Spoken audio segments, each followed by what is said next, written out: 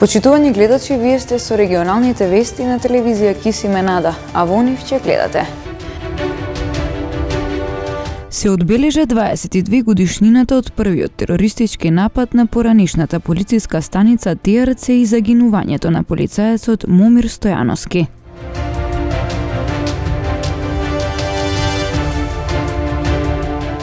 Алијанса за албанците на седница на Централното собрание избра раководни органи на партијата.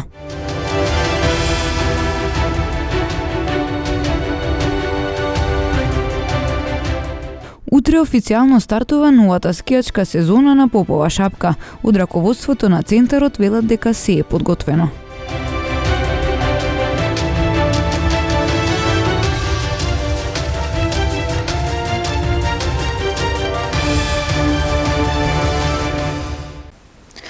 Се одбележа 22 годишнината од првиот терористички напад на поранишната полициска станица ТРЦ и загинувањето на полицаецот Момир Стојановски. На местото цвеќе положија делегации од бранители, политички партии, пратеници и граѓани.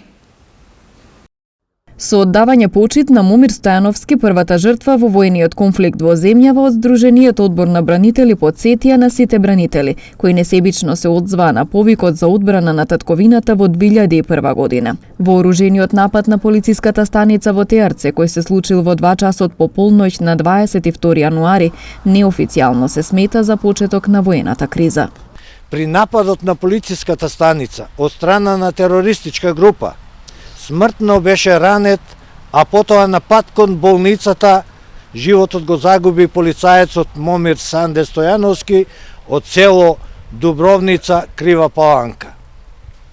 Додека потешко повреден беше Давор Евросимовски, полицаец од Тетово, а полесно беа повредени Борче Ѓуровски од село Жилче и Јахи Лика од Тетово. Момир Стојановски е првиот не пребол меѓу сите останати паднати бранители 2001 година и подоцна починатите од последиците на војната. Тие што го познаваа Момир Стојановски секогаш со гордо се сеќаваат на него како човек кого го краселе сите доблести на човек. Одличен професионалец и лојален кон својата татковина. Ако се вратиме во историјата, ќе се сетиме дека секогаш за татковината гинеле најдобрите, најхрабрите синови, а таков беше и Момир Стојановски.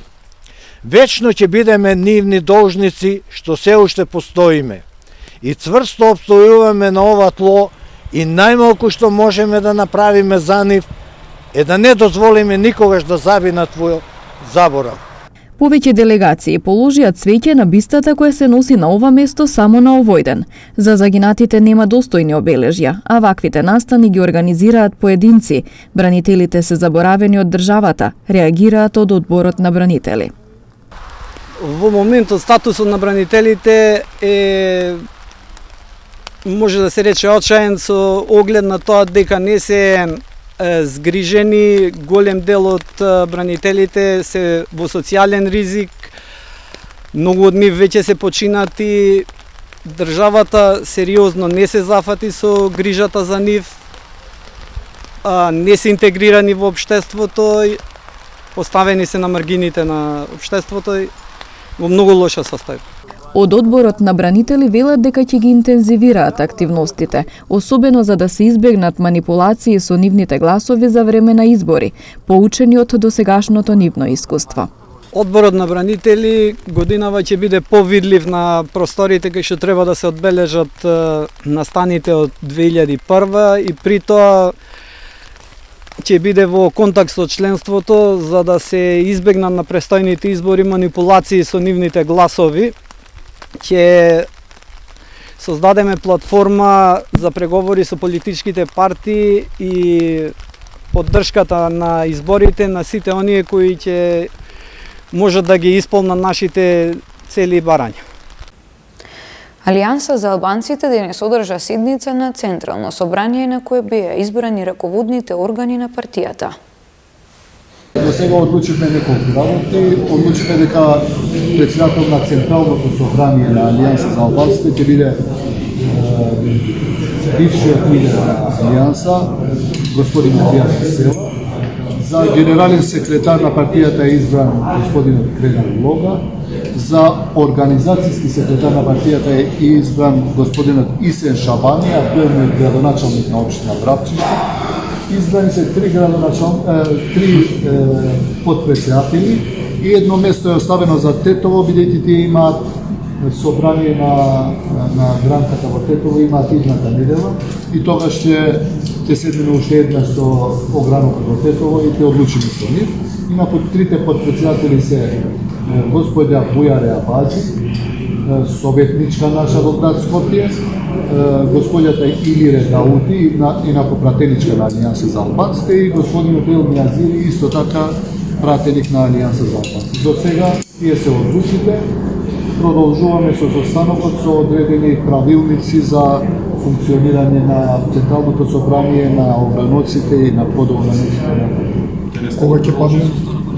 Да, денеска сега продолжува, кратка пауза за да членовите на Централното собрание ги прочитаат правилниците кои што се договорени меѓу нас, се дебатирани, меѓутоа уште еднаш пред да донесеме конечна одлука за правилникот за функционирање и на Централното собрание, и на ограноци, и на Централното председателство, уште еднаш да ги разгледаат материјали.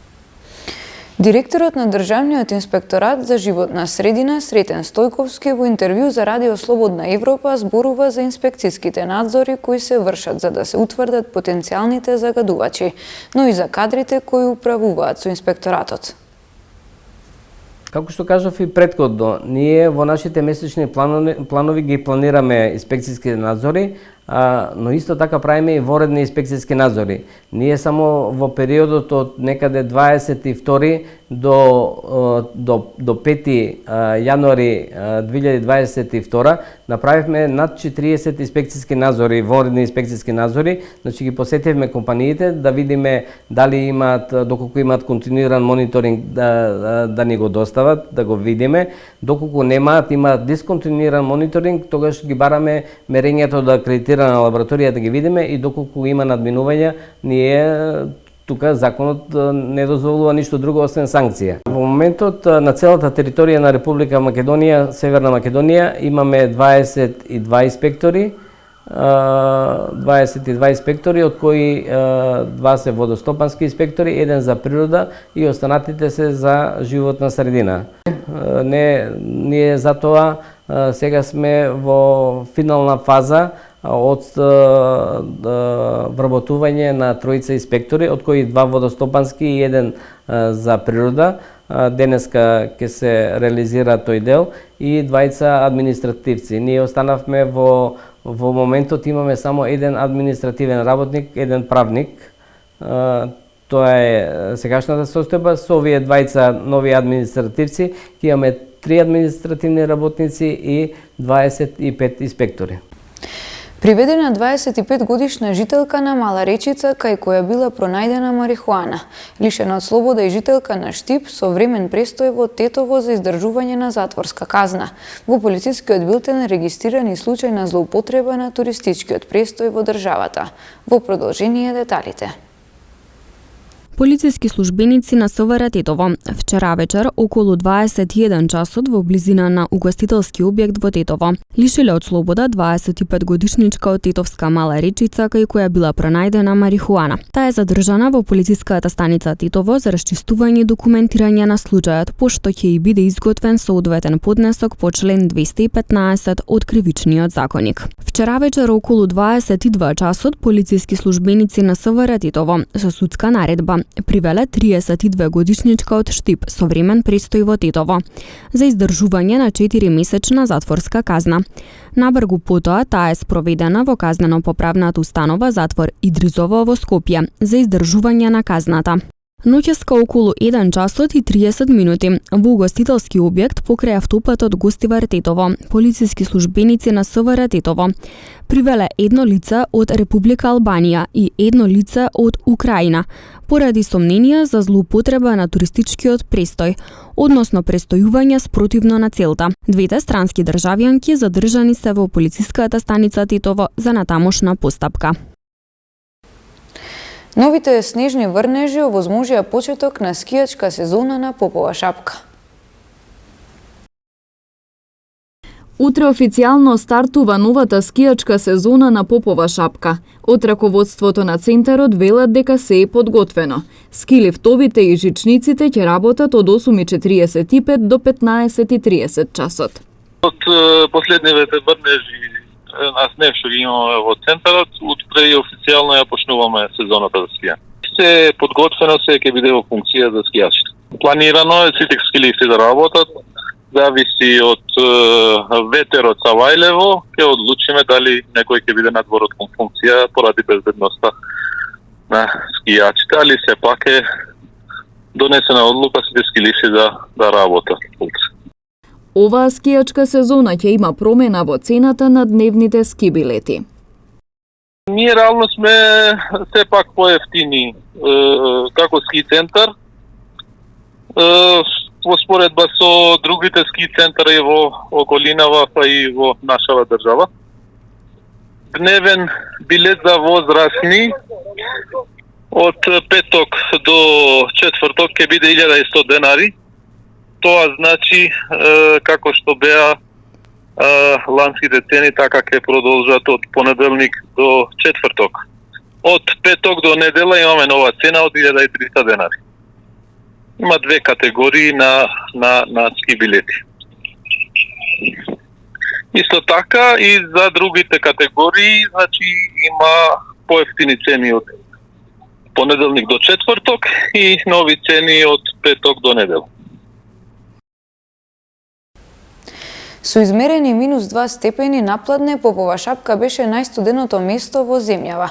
Снежната покривка пак според пладневните мерења се искачи на 43 сантиметри. Метеоролозите за утре на Попова шапка најавуваат благ пораст на температурата, додека пак во Полошкиот регион утре не се очекуваат нови врнежи од дожд. Со измерени -2 целзиусови степени, Попова шапка напладне беше најстуденото место во државата. Во текот на изминатото деноноќие, во познатиот туристички ски центар, наврна и дополнителни сантиметри снежна покривка. Па според денешните мерења во 12 часот, таа изнесува 43 сантиметри. На Попова шапка и во текот на денот времето е облачно со повремени врнежи од снег, дува таму и ветер од јужен правец со брзина некаде околу 4 до 5 метри во секунда, односно тоа е некаде околу 15 километри на час. Температурата во 12 часот таму изнесува -2 степена, а висината на снежната покривка веќе на мерното место е 43 сантиметри.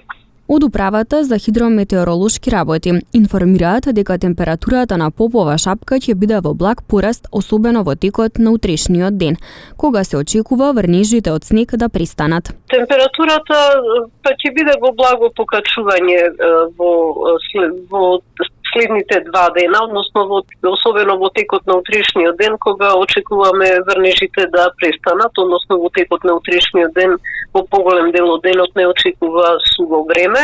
Потоа веќе од вечерните часови кон понеделник очекуваме нов влажен бран со врнежи кои што на Попова шапка повторно ќе бидат од снег, меѓутоа нешто повисока температура во понеделник, за вторник повторно да биде во опаѓање. Постепено покачување на температурата се очекува и во двата полошки градови, без нови врнежи од дожд во текот на утрешниот ден. Денес во Полошкиот регион е најстудено од нашава земја. Температурата се движи околу 1 до 2 степена. До крајот на денот очекуваме да се искачи некаде до 3-4 степен. И врнежите до крајот на денот да престанат во текот на денот и повторно да преминуваат во врнежи од дожд, иако повремено предпладнево имаше во овие делови повремени врнежи од снег. Значи, постепено покачување на температурата, како што кажа, во текот на утрешниот ден врнежи не се очекуваат, меѓутоа може да имаме и нешто пониска утринска температура, која што би се движела во Полошкиот регион некаде помеѓу -2, -3 степени, а во текот на денот нешто потопло околу 7 степен. Како што кажа, веќе нови врнежи од ноќните часови утре и особено во понеделник се очекуваат пообилни врнежи, кои што овој пат меѓутоа во Полошката котлина ќе бидат од дожд. Врнежите во вторник ќе престануваат, меѓутоа ќе започне да дува и северен ветер, што ќе придонесе за повторно опаѓање на температурите. Од Македонија пат согласно временската состојба во земјава. Според известувањето од 12 часот, информираат дека сообраќајот на државните патишта се одвива непречено, по претежно влажни коловози, и дека засега врнежите од снег на неколкуте планински превои не представуваат пречка за одвивање на сообраќајот.